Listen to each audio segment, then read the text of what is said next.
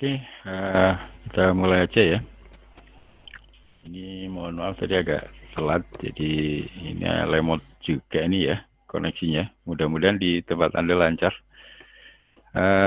Ya, ini nanti mungkin nggak lama karena ada persiapan Monef LPPM. Jadi ini kita ngelanjutin yang pertemuan sebelumnya aja ya. Baik, sebentar saya share dulu.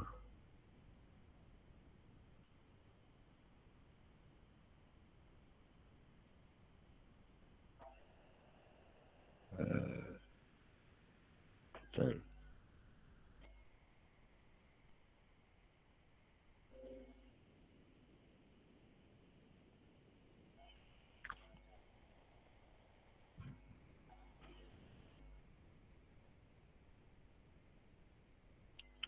Oke. Oke, sudah kelihatan ya?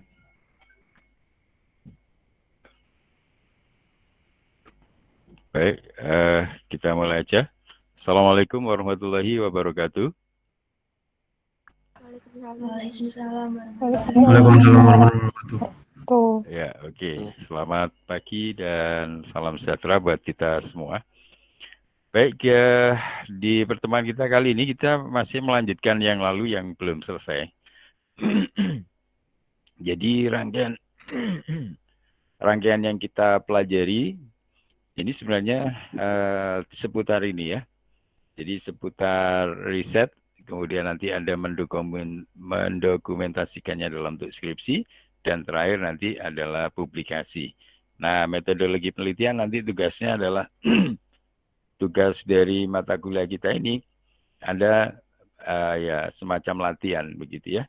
Semacam latihan membuat penelitian, latihan melakukan riset, latihan atau setidaknya nanti ada gambaran bagaimana menyusun skripsi, dan juga membuat publikasi. Ini makanya sebenarnya ini saja yang kita bahas, cuma nanti bagaimana menghasilkan sebuah penelitian yang baik supaya menghasilkan laporan skripsi yang baik, dan laporan skripsi yang baik tentunya akan menghasilkan publikasi yang baik ya. Nah, itu sudah saya sampaikan sebelumnya dan ini kita lanjutkan saja. Untuk yang risetnya kan sudah kita selesaikan, ini agendanya untuk riset. Ya, ini mulai bagaimana dan niatnya, caranya, dan sampai tujuannya atau sasarannya juga sudah kita sampaikan. Termasuk bagaimana riset yang baik harus menginduk ke roadmap ya. Jadi usahakan Anda harus tahu roadmap dari lab, roadmap dari dosen ya. Ini supaya Anda tidak bingung mencari topik nantinya ya. Ada pekerjaan penelitian ini kan harus tim ya. Jadi pekerjaan penelitian ini tidak bisa kita lakukan sendiri. Makanya Anda juga perlu tergabung di research group ya. Kita ada IoT Research Group, AI, atau Artificial Intelligence Research Group, dan lain-lain. Termasuk community ya. Ada community robotics, Kolu, atau mobile application. Terus kalau di sistem informasi ada lupa saya. Kalau dulu zamannya Bu Asti itu ada Oracle developer ya. Termasuk yang lain mungkin saya tidak terlalu paham di SI, tapi saya kira tetap ada juga community untuk belajar bersama, baik melakukan riset dan lain-lain ya. Ini salah satu yang sudah kita contohkan sebelumnya. Tentunya yang paling bagus, riset yang bagus harus memiliki kontribusi, originalitas, dan kebaruan ya. Ini yang paling bagus. Seperti apa kontribusinya tidak harus besar, meskipun kecil, yang penting ada kontribusi itu sudah cukup bagus. Ya, contohnya kemarin kan kita mungkin melakukan hal yang sama, tetapi mungkin metode bisa berbeda ya. Ataupun hal yang sama juga sama, metodenya juga sama, tetapi Anda tetap terapkan di area yang berbeda ya. Itu juga memberi kontribusi juga. Originalitas ya, ini berarti tidak boleh diklaim orang lain ya. Jadi penelitian Anda memang benar-benar yang Anda kerjakan itu adalah original milik Anda, jadi bukan hasil plagiat dan sebagainya. Dan yang terakhir, novelty ini biasanya ini untuk level yang lebih tinggi, misalnya S2 dan S3. Itu harus jelas novelty atau kebaruannya seperti apa. Nah, untuk mahasiswa 1 biasanya cukup di level contribution and originality-nya ya. Ini sudah. Nah, yang hari ini kita harusnya coba mengoverview nanti kalau saatnya Anda skripsi. Nah, Anda harus ada gambaran dari sekarang pada saat Anda mengerjakan atau belajar metodologi penelitian ini. Nanti harapannya Anda akan bisa menuliskan skripsi yang baik ya. Nah, menurut saya skripsi cenderung di documentation ya. Pekerjaannya di riset tadi ya, pekerjaannya di riset atau di penelitiannya sendiri ya. Penelitian atau riset kan itu sudah kita kerjakan sebelumnya. Nah, sehingga skripsi tidak lain adalah lebih banyak ke arah mendokumentasikannya, menuliskan ke dalam sebuah laporan skripsi. Nah, risetnya kan sudah kita lakukan sebelumnya. Nah, tentunya riset ini juga bisa dari skala kecil, sedang, dan besar. Nah, sehingga sesuai target yang Anda mau capai seperti apa. Nah, itu. Nah, kalau Anda sudah melakukan riset yang baik, harapannya akan melahirkan dokumentasi skripsi yang baik. Ya, good research will produce good essay ini ya. Kurang lebih seperti itu. Ini pentingnya kenapa kita harus melakukan penelitian yang baik, karena nanti penelitian yang baik akan melahirkan skripsi yang baik ya. Sebentar, ini tadi ada beberapa yang hadir, ada yang belum hadir juga kelihatannya. Ini tadi nggak saya cek, ada sudah lumayan ya, 31 sudah cukup mewakili lah ya. Oke, saya lanjutkan. Nah, ini perjalanannya. Jadi Anda posisinya sekarang di sini. Kalau riset tadi kan di sini ya. Anda lakukan good research yang baik yang memiliki contribution, originality, atau kalau bisa juga ada novelty. Nah, ini harapannya kalau risetnya sudah baik akan menghasilkan good writing. Nah, ini good writing tentunya di laporan kita nanti apakah itu format skripsinya seperti apa. Ya, kalau nanti kalau kita kan tidak dalam bahasa Inggris, bahasa Indonesia sih ya. Cuman dalam bahasa yang baku, formatnya terus bebas dari plagiarisme ya. Ini ya, harapannya nanti kita di sini ya. Kita masih di posisi yang kedua ini. Nah, skripsi biasanya umumnya ya di bab 1 nanti Anda harus tahu kenapa penelitian tentang skripsi Anda ambil. Jadi ini latar belakangnya. Nah, di latar belakang ini juga bisa diilhami oleh penelitian sebelumnya. Jadi makanya di latar belakang juga boleh sekilas ide itu diilhami oleh misalnya oleh penelitian sebelumnya, maka harus Anda citasi. Penelitian sebelumnya harus Anda reference, ya, Anda acu. Jadi disampaikan saja bahwa penelitian ini misalnya melanjutkan dari penelitian sebelumnya yang ada di roadmap besar lab ya, atau roadmap besarnya dosen. Nah, ini kan Anda sebenarnya adalah bagian riset dari dosen maupun dari community atau dari lab. Nah, di sini disampaikan saja di latar belakang. Kemudian untuk perumusan masalah ini biar Anda bisa mempersempit skopnya. Jadi supaya Anda kan tadi sudah idenya sudah disampaikan di latar belakang kenapa penelitian ini dibuat. Nah, kemudian dikerucutkan, dirumuskan masalah tersebut ya. Mengapa Anda mengambil masalah tersebut, kemudian bagaimana Anda menyelesaikannya dan sebagainya dirumuskan di sini ya, perumusan masalah. Nah, tentunya dari perumusan masalah-masalah ini ada yang big deal ada apa ya problem besar yang ingin Anda selesaikan. Kemudian mungkin dari yang besar tadi Anda harus batasi ya. Anda bicara tentang smart city, smart city terlalu besar. Dari smart city mungkin Anda hanya ngambil misalnya hanya sekedar menampilkan udara yang sehat ya. Udara yang sehat di seputar daerah mana, yaitu Anda bisa tampilkan sensornya dan Anda bisa tampilkan secara mobile di application-nya. Nah, Anda bisa lebih kerucut lagi ya. Dari masalah yang besar, Anda bisa ambil menjadi yang visible ya, yang layak Anda kerjakan ya. yang memungkinkan Anda kerjakan, nah itu diberi batasan di situ. Anda tidak mungkin mengerjakan semuanya, jadi ini Anda batasi, Anda fokus di mana. Nah ini lebih dipertegas lagi dalam bentuk tujuannya, dan kalau manfaat biasanya ya tentunya Anda semangat tersendiri untuk menyampaikan bahwa penelitian Anda memiliki manfaat di mana. Nah ini kira-kira umumnya untuk bab 1 di skripsi Anda nanti seperti ini. Kalau di tempat lain biasanya ditambahi 1 subbab kontribusi ya. Pengalaman saya tadi dulu di kampus di ITB ya, itu ada 1.6 kalau nggak salah ya, kontribusi ya. Ya, itu lucunya kalau saya ngadep waktu proposal ke dosen, ya dosennya cukup ngecek di 1.6 tadi kontribusinya ya. Jadi dilihat itu dibuat 1 subbab sendiri. Tapi di sini tidak umum. Dulu pernah waktu saya jadi kajur, pernah saya buat, lama-lama hilang juga, nggak ada lagi ya. Harusnya kalau mau dipertahankan ada 1 subbab kontribusi. Tapi itu tetap disesuaikan dengan format yang berlaku di program studi Anda sih ya. Oke, ini umumnya untuk pendahuluannya. Kemudian bab 2 umumnya adalah tinjauan pustaka. Nah, sebelumnya di latar belakang kan tadi Anda juga menyebutkan misalnya penelitian ini diilhami dari penelitian sebelumnya. Nah, Anda boleh mengulas penelitian sebelumnya secara konsep di sini ya. Secara konsep atau teori di bab 2.1 ini ya.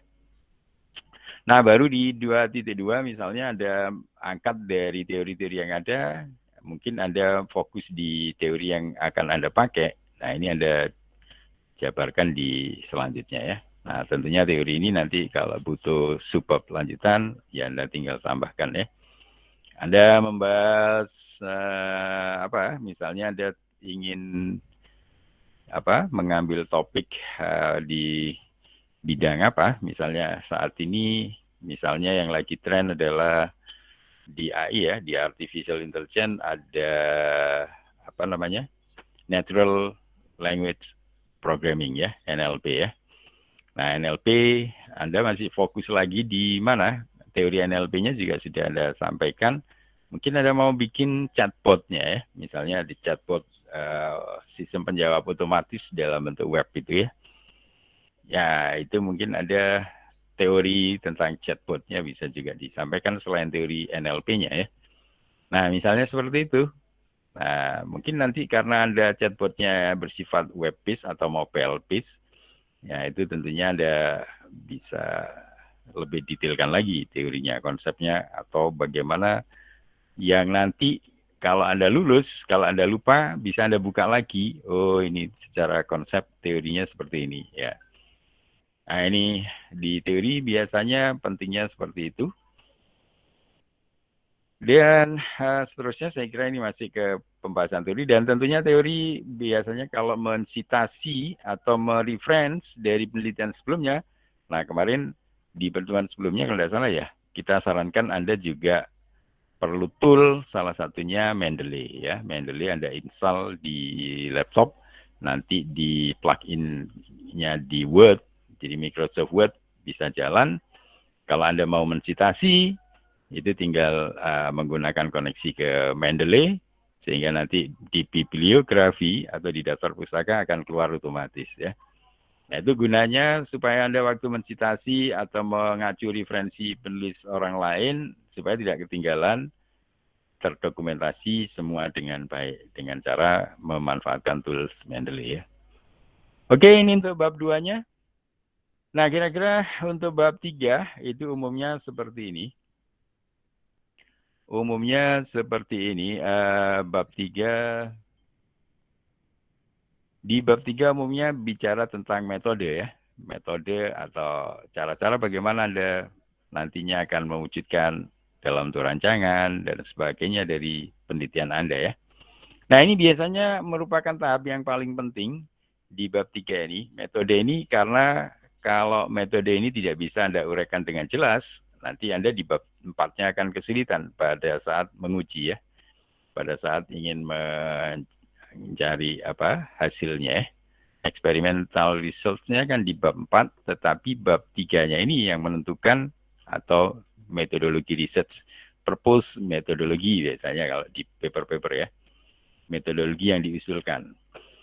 Nah, di sini biasanya kalau berkaitan dengan katakanlah Anda butuh hardware atau software, nah ini Anda juga perlu sebutkan spesifikasi sistemnya.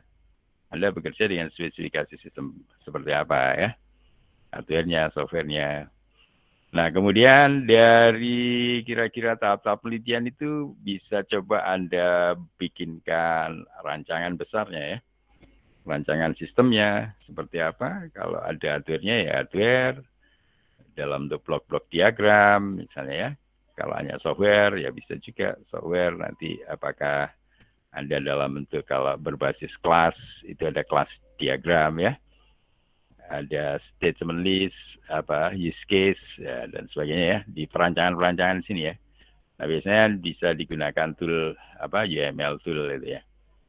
Jadi Anda mungkin ada di sini kalau sistemnya itu berbasis objek kan Anda bisa dalam bentuk kelas-kelas diagram dan sebagainya.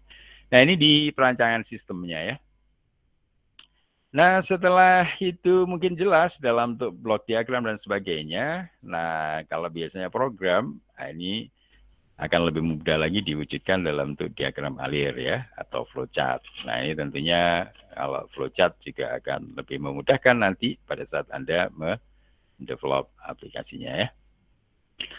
Nah, itu setelah diagram alir, biasanya nanti Anda harus menguji seberapa akurat, seberapa valid, seberapa ini ya, hasil penelitian Anda nanti bisa diterima oleh orang lain. Nah, ini tergantung dari bagaimana Anda mengukurnya ya. Nah, metode pengukuran atau metode pengujiannya juga perlu Anda sampaikan. Misalnya secara umum Anda membuat sistem prediksi, misalnya ya, Anda membuat sebuah sistem prediksi, prediksi yang baik itu yang bagaimana? Nah, Anda harus misalnya membuat sebuah metode pengujiannya dinyatakan misalnya dalam bentuk root mean square error ya, RMSE atau mean absolute percentage error dan lain-lain. Itu untuk metode pengujiannya Anda sebutkan di sini rumus-rumus yang dipakai seperti apa. Nah, atau dibandingkan dengan model, dibandingkan dengan kalibrator dan sebagainya ya. Ini metode-metode pengujian, cara pengujiannya ya, cara pengukuran dan sebagainya bisa dituliskan di sini. Termasuk Anda misalnya membandingkan dengan rumus dan sebagainya ya. Rumus untuk pengujiannya juga bisa dicantumkan di sini. Nah, intinya adalah apa yang Anda akan lakukan di bab 4, itu tahap-tahapannya Anda bisa sampaikan di sini ya. Saya kira mungkin ini sudah cukup jelas ya. Nanti pada saatnya ada skripsi sudah tidak boleh bingung lagi. Nah, ini baru di bab 4-nya. Ini umumnya adalah hasil dan pembahasan. Nah, karena tadi di bab 3-nya Anda sudah susun dalam bentuk flowchart. Nah, pada saat diimplementasikan di sini tinggal Anda cuplik-cuplik saja ya. Di bab 4.1 implementasi sistemnya dari potongan-potongan dalam bentuk script yang penting yang sudah Anda jelaskan dalam bentuk alur-alur di atas tadi ya. Kelas-kelasnya misalnya sudah dalam bentuk rancangan, tadi ya mungkin cuplikan dari kelas-kelasnya diimplementasikan di sini. Nah, baru di 4.2-nya tinggal Anda lakukan uji coba. Kalau perlu diberi skenario, dikasih skenario uji coba. Nah, bagaimana Anda melakukan uji cobanya dari awal sampai akhir ya, dari yang mungkin kecil sampai yang besar, dari kalau levelnya user, kalau Anda bikin aplikasi dari level admin sampai mungkin operator user biasa ya. Nah, ini tentunya seperti itu, ini akan lebih memudahkan pada saat Anda menyusun. Nah, nanti kan kalau sudah keluar hasilnya bisa ditampilkan dalam bentuk hasilnya ditampilkan dalam bentuk tabel atau dalam bentuk gambar-gambar dan sebagainya, dan diberikan analisisnya ya. Analisis hasil dari Anda melakukan uji coba tadi. Nah, kira-kira seperti itu umumnya, dan baru di bab 5-nya, dari hasil bab 4 tadi, Anda sudah bisa membuat kesimpulan dan mungkin saran-saran yang Anda berikan kepada pembaca ya. Nah, dari sini daftar pusaka kalau Anda menggunakan Mendeley nanti akan muncul sendiri ya. Jadi Anda tidak perlu pusing dengan daftar pusaka selama Anda memanfaatkan tools Mendeley. Nanti mungkin kita bisa berlatih di insya Allah di pertemuan-pertemuan yang akan datang. Pada intinya hasil dan pembahasan di bab 4 ini dan yang sudah Anda simpulkan dan seterusnya, dan terakhir di daftar pustaka, di pustaka ini tentunya akan lebih mudah kalau Anda menggunakan Mendeley.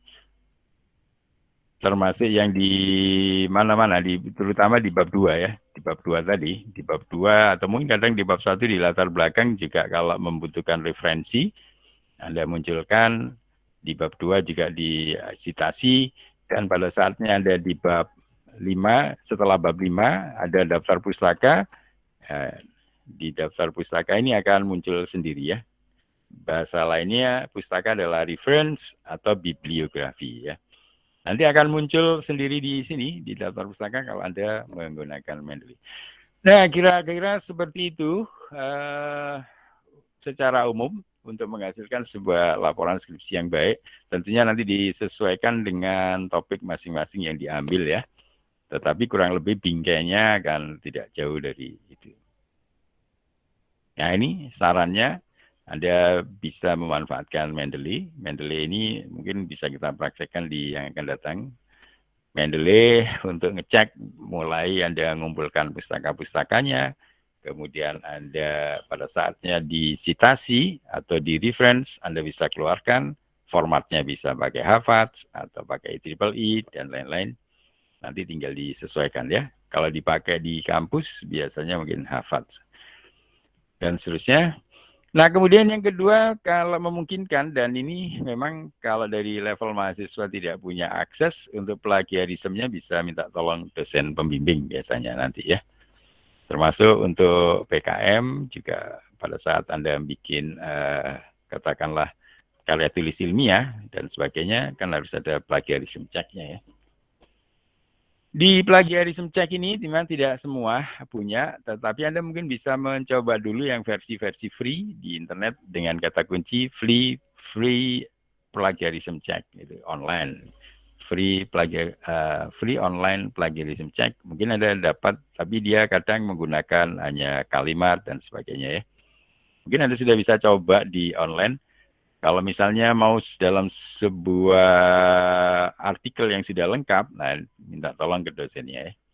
Nanti dosen yang punya akses bisa membantu untuk ngecek kemiripan dengan mungkin skripsinya orang lain dan sebagainya, kan berapa persen yang diizinkan.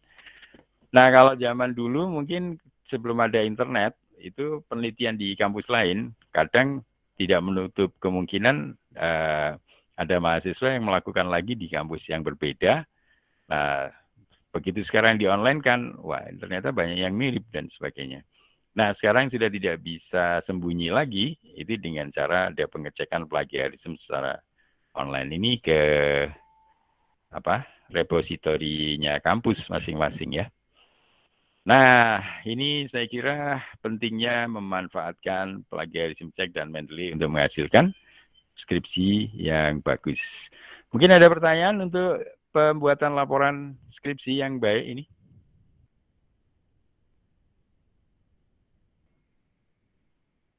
Ada yang mau ditanyakan seputar pendokumentasian skripsi ya?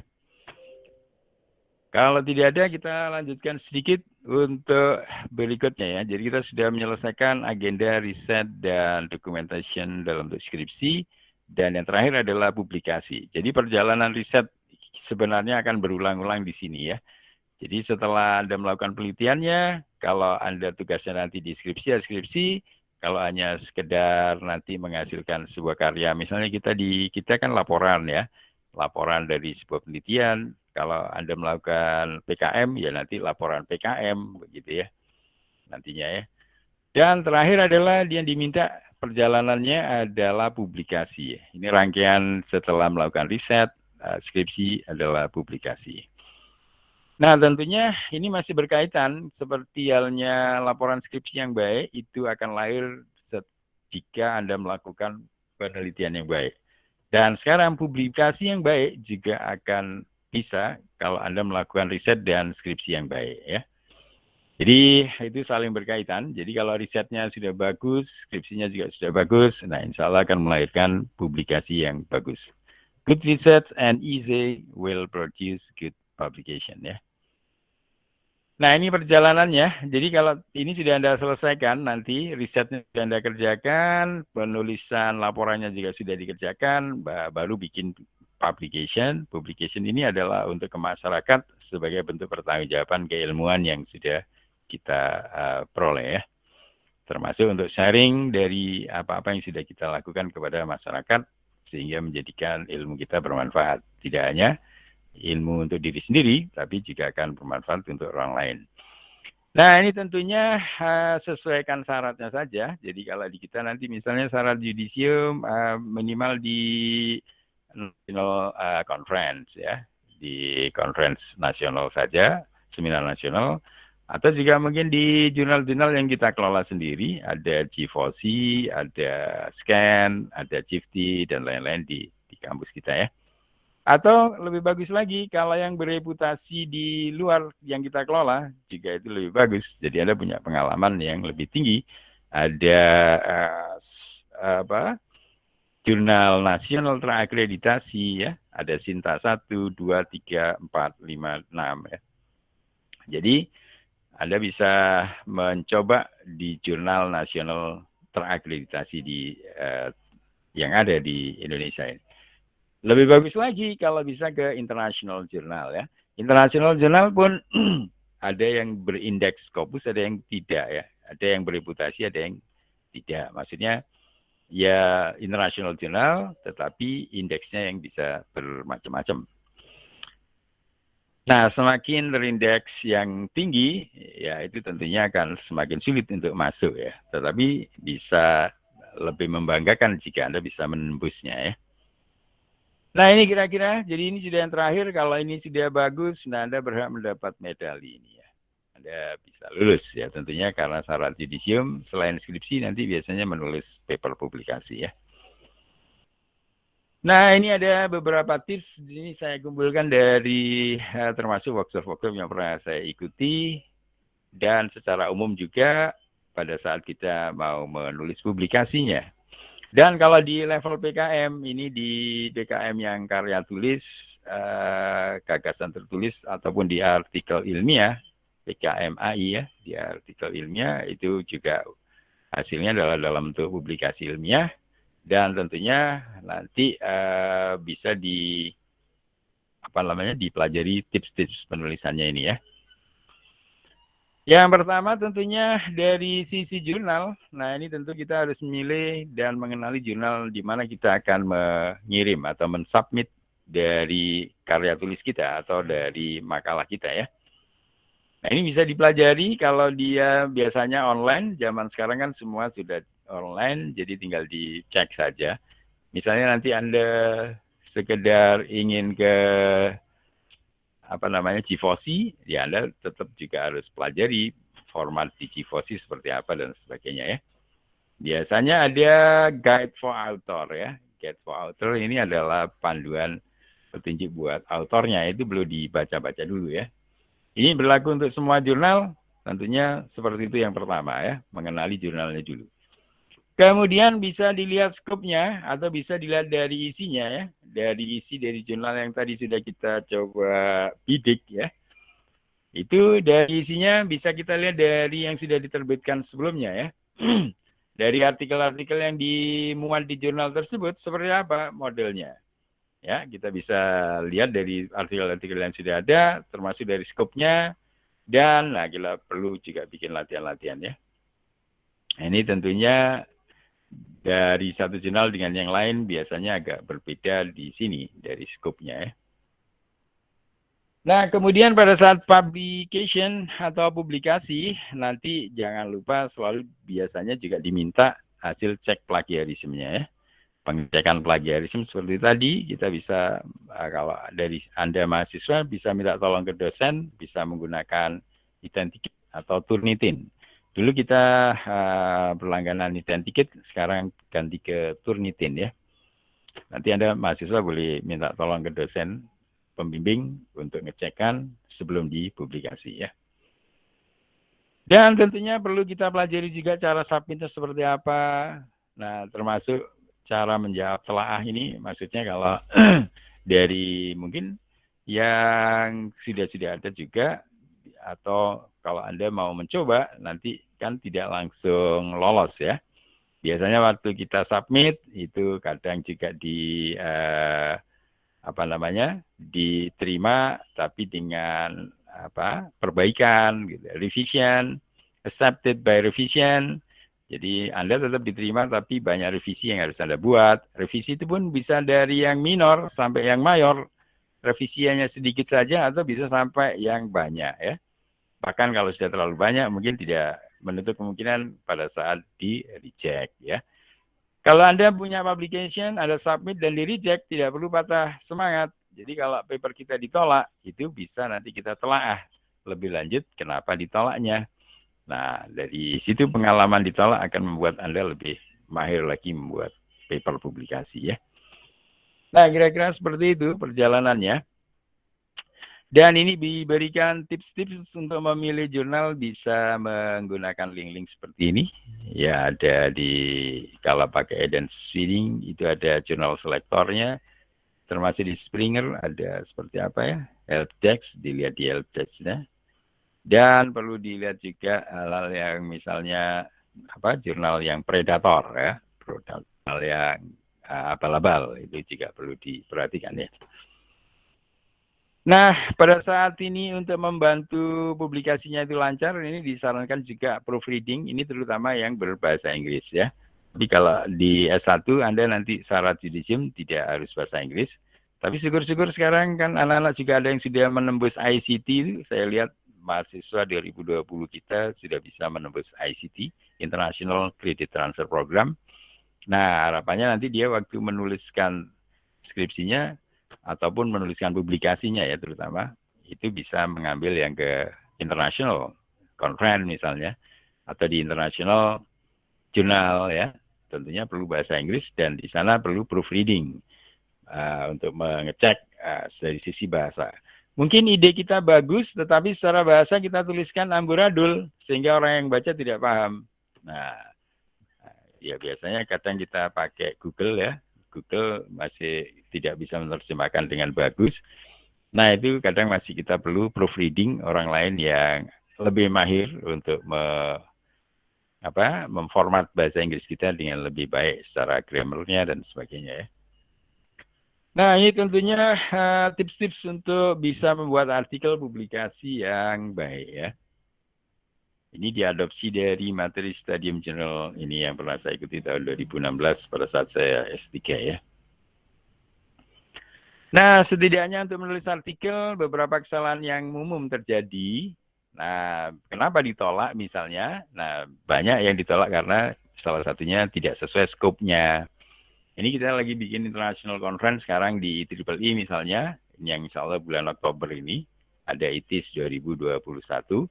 Itu kita juga ada beberapa yang ditolak karena di luar skopnya ya. Di bidang IT kan bicara tentang IT, kalau ada orang mesin, teknik mesin misalnya terlalu membahas sisi mesinnya, akan sulit masuk di jurnal ataupun di conference yang di bidang IT ya. Nah, bagaimana dia supaya mesinnya dia, proses-proses mesinnya itu masih bisa masuk scope? Ya dia boleh menggunakan interfacing ya, menggunakan interfacing ke komputer, sehingga mungkin alat-alat mesin dia, mechanical engineering di dia, prosesnya itu bisa di-tap datanya di komputer ya. Nah, itu baru nanti dianalisis di komputer, apakah dengan model atau dengan empirical, data-data empirik ya, itu baru bisa sesuai skopnya ya. Jadi banyak biasanya kesalahan pertama karena di luar skop. Kalau ini atau malah kita orang IT ngirim ke jurnal kesehatan gitu, tapi sisi kesehatannya tidak banyak. Jadi kita banyak membahas dari sisi IT-nya. Nah, orang kesehatan juga bingung. Nah, ini dianggap di luar skop juga ya. Kemudian bisa jadi karena tidak sesuai tempat publikasinya, Anda mau milih seminar atau jurnal, ya, Anda nulisnya hanya 4 halaman, Anda kirim ke jurnal, nah ini biasanya ya ditolak karena terlalu sederhana ya. Nah kalau di seminar kan bisa minimal 4 halaman ya, dan seterusnya. Kemudian judulnya sama abstraknya tidak lazim, ya. Jadi ini artinya mungkin tidak lazim ya, masih kurang bagus ya. Hasilnya masih prematur, jadi karena buru-buru, Anda sebenarnya risetnya belum selesai dan segera disubmit. Nah ini, baru nulis beberapa, ya, kemudian masih belum jelas hasilnya. Nah ini juga bisa membuat nanti ditolak ya. Kemudian tidak mengikuti gaya selingkung jurnal, ini juga penting. Jadi misalnya nanti penulisan gambar, penulisan tabel. Nah, itu kalau misalnya yang bahasa Inggris kan umumnya ada yang figur lengkap, ada yang cuma fig titik gitu ya. Tabel tulisannya besar semua atau table biasa dan sebagainya. Nah, itu termasuk persamaan, dikasih nomor persamaan dan sebagainya. Nah, ini gaya selingkung. Kalau di skripsi kita kan juga ada gaya selingkungnya. Jadi Anda nuliskan persamaan, nuliskan tabel, nuliskan gambar, itu harus disesuaikan dengan format yang diikuti. Dan terakhir tentunya yang membuat kesalahan juga bahasa. Terutama kalau Anda mau ngirim paper publikasi bahasa Inggris, ini biasanya dari sisi bahasa kita sering dapat teguran ya. Untuk disarankan mengikuti proofreading tadi ya, untuk diperbaiki di orang yang lebih bahasa Inggrisnya lebih bagus. Oke, kita mungkin sambil lihat ini karena sebentar lagi saya harus ikut Monef ya. Oke, kurang lebih ini yang selanjutnya judul dan pengarang ini juga harus untuk menuliskan artikel yang bagus. Judulnya harus ilmiah, jumlah katanya biasanya tidak boleh lebih dari 15. Ini termasuk judul skripsi Anda, nanti juga perlu dicek. Pengarang biasanya tanpa gelar, tidak disingkat. Nah, ini tetap juga harus dilihat. Pengarang utama, pertanyaan siapa, dan termasuk korespondensi harus disebutkan. Alamat lengkapnya boleh, bahasa aslinya. Alamat email institusi juga perlu ya. Nah, kemudian di sisi abstraknya, abstrak ini ada komponen utama dari abstrak. Nah, pertama adalah klaim atau pernyataan tentang risetnya. Anda menggunakan metode apa dan sebagainya. Itu di metodenya. Jadi setelah pernyataan tentang risetnya adalah metodenya, baru resultnya ya, dari hasilnya. Jadi statement, methods, and results ya. Hasil secara umum yang Anda ringkas, masukkan di abstrak. Nah, dalam beberapa jurnal sudah dikelompokkan, maksudnya tinggal kita isi-isi. Nah, biasanya waktu menulis artikel juga mirip di tesis atau di skripsi, selalu ada pendahuluan. Cuma di sini lebih bahasanya mengalir, tidak perlu ada satu titik-titik sendiri, subbab sendiri, latar belakang, perumusan, dan tidak perlu. Langsung mengalir dituliskan di pendahuluan ya. Tetap ada latar belakangnya, mengapa riset itu dibuat, dan sebagainya. Ini dalam bentuk bahasa yang mengalir ya. Metodenya juga perlu disebutkan dengan baik. Ya tentunya nanti metodenya akan berhubungan dengan result ya, experimental and result di bab selanjutnya atau kalau di jurnal atau di makalah itu di subbab ya, terakhir ya. Sebelum conclusion, itu biasanya ada result and discussion-nya. Metodenya harus lengkap, bertele-tele, jelas, sehingga repeatable. Repeatable orang lain bisa melakukan hal yang sama ya. Metode tadi bisa juga mirip di skripsi, boleh dalam bentuk diagram alir, dan seterusnya. Nah, baru di terakhir ada result and discussion ya. Di result and discussion ini tentunya yang paling penting selain metodologi purpose. Selain purpose metodologi ya. Selain metode yang diusulkan. Jadi di result and discussion ini lebih dijabarkan bagaimana hasilnya dan terakhir bisa dilakukan analisis ya. Kalau perlu di pembahasan juga dibandingkan dengan hasil-hasil yang dicapai oleh peneliti lain dan sebagainya. Nah ini penting ya. Nah baru terakhir di simpulan dan ucapan terima kasih dan reference, saya kira ini Anda bisa memanfaatkan juga tadi Mendeley untuk referensinya ya. Nah ini publikasi tools-nya juga bisa pakai Mendeley, plagiarism check. Nah khusus yang berbahasa Inggris juga bisa dibantu dengan Grammarly untuk grammarnya. Nah kalau itu masih kesulitan juga, kita bisa minta tolong ke proofreading ya. Bayar Pak, ya biasanya ya bayar ini proofreadingnya. Ini memang kita butuh untuk bahasa Inggris kita supaya baik. Kalau paper yang berbahasa Inggris publikasinya ya. Nah, ini motivasinya sama seperti yang kita lakukan sebelumnya. Kalau kita niatnya juga baik, caranya juga baik, dan tujuannya juga baik, insya Allah maka semua kerja keras kita, capek-capek kita, insya Allah akan bernilai ibadah di sisi Allah, insya Allah ya. Seperti itu harapannya baik dari risetnya, baik dari cara membuat laporannya, sampai ke publikasinya, semua kita usahakan dengan niat, cara, dan tujuan yang baik ya. Saya kira seperti itu. Nah, ini salah satu motivasi kenapa kita harus bikin sebuah riset dan publikasi. Ini umur kita terbatas tentunya, tetapi apa yang sudah kita lahirkan setelah kita tidak ada nanti akan tetap mengalir ya, selama apa yang sudah kita karya tadi, selama karya kita masih bisa dimanfaatkan oleh orang lain, bisa bermanfaat untuk orang lain, ilmu kita yang kita tinggalkan. Nah ini biasanya terdokumentasi jejak-jejak digital kita ini dalam bentuk riset dan publikasi-publikasi kita. Ini makanya sangat bagus quote-nya, abadikan kehadiran kita di dunia ini dengan riset dan publikasi.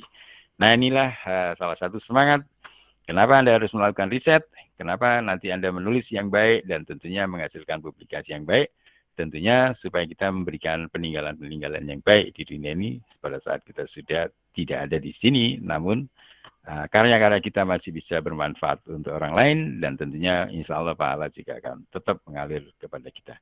Saya kira seperti itu. Nah ini motivasi yang lainnya. Oke, saya kira untuk hari ini seperti itu. Sebelum saya akhiri mungkin ada yang mau ditanyakan. Ya, silakan. Ada yang tanya itu. Assalamualaikum warahmatullahi Ya, wabarakatuh. Waalaikumsalam. Ya, silakan. Nah. Saya izin bertanya, Pak. Dalam melakukan bimbingan terkait proposal atau laporan PKL misalkan kepada dosen pembimbing, alangkah baiknya itu dilakukan diskusi per bab atau jika sudah sampai pada bab ketiga. Terima kasih. Ya, itu berlaku juga untuk semua ya, termasuk laporan PKL, ya, laporan PKM, laporan skripsi juga. Tergantung deal Anda pertama kali dengan dosen pembimbing ya. Jadi ini saran saya, nanti kalau Anda memiliki dosen pembimbing, jangan sampai ada problem, jangan sampai Anda ada masalah dengan pembimbing. Ini penting karena saya punya teman juga sampai ganti-ganti pembimbing itu pengalamannya tidak baik dan itu pasti berakibat kuliahnya molor ya. Nah ini saran saya jangan sampai terjadi Anda itu memiliki masalah dengan pembimbing ya. Bagaimanapun ini kita harus menghormati beliau. Nah sekarang dealnya bagaimana di awal? Kan biasanya sebelum Anda ngambil topik, sebelum Anda putuskan untuk PKL, kalau PKL itu juga berkomunikasi dengan beliaunya. Nah kalau beliau mengendaki progresnya itu per bab, ya Anda lakukan per bab. Tapi kalau misalnya beliau kadang sibuk, yaudah silakan lanjutkan aja. Nanti cukup kalau sudah lengkap kirim ke saya. Atau kalau misalnya ada problem di tengah jalan, yang saya sering temui anak-anak misalnya ada masalah dengan hardware dan softwarenya, ini mereka juga perlu janjian dengan saya misalnya, nah, ketemu di kampus untuk mencari solusi bersama. Nah, itu baik dari sisi hardware-nya maupun software-nya, terutama misalnya di microcontroller kan anak-anak sering itu tidak bisa langsung akhir bab, itu biasanya di step by step-nya juga sudah ada problem, itu harus sering-sering komunikasi dengan pembimbing. Jadi pertanyaan Anda saya kira itu akan lebih tepat kalau didiskusikan dengan pembimbingnya. Jadi kalau beliau memang mengendaki per bab, ya Anda ikuti per bab. Kalau beliau mengendaki langsung, selesaikan dulu, baru semua nanti didiskusikan di belakang, ya diikuti saja.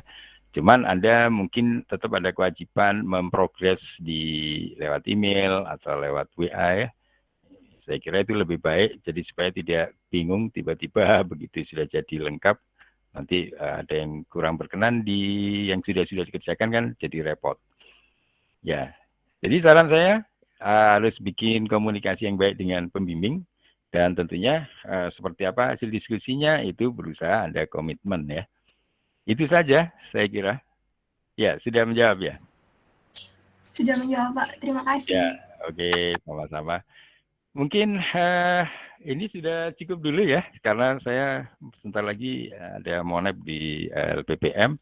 Ini saya kira dari yang sudah kita pelajari, ini sudah mengoverview semua. Jadi dari cara risetnya, kemudian bagaimana mendokumentasikan nanti pada saat Anda membuat laporan apa saja ya, salah satunya laporan skripsi, dan terakhir waktu membuat publikasi ya. Itu saya kira sudah rangkaian yang lengkap yang akan kita pelajari. Dan di pertemuan selanjutnya saya kira tinggal bagaimana merumuskan setiap detail-detailnya ya. Itu saya kira nanti akan kalau Anda bisa memahami dengan lebih baik, saya kira juga tidak ada masalah. Dan tentunya nanti tidak harus seperti ini. Kalau misalnya kita bisa siapkan, Anda bisa pelajari mandiri juga nggak ada masalah ya. Terutama menggali idenya biasanya anak-anak yang lama. Kemudian begitu sudah ketemu ide akan lebih mudah pada saat jalan berikutnya. Oke, saya kira demikian untuk hari ini. Terima kasih atas kehadirannya dan tentunya saya minta maaf jika ada yang kurang berkenan dan tetap jaga kesehatan semuanya dan semoga yang kita pelajari membawa kemanfaatan baik di dunia maupun di akhirat ya. Baik, terima kasih. Saya kira cukup sekian. Selamat pagi dan wassalamualaikum warahmatullahi wabarakatuh. Waalaikumsalam warahmatullahi wabarakatuh. Terima kasih, Pak. Terima kasih, Pak. Sama-sama, sama-sama.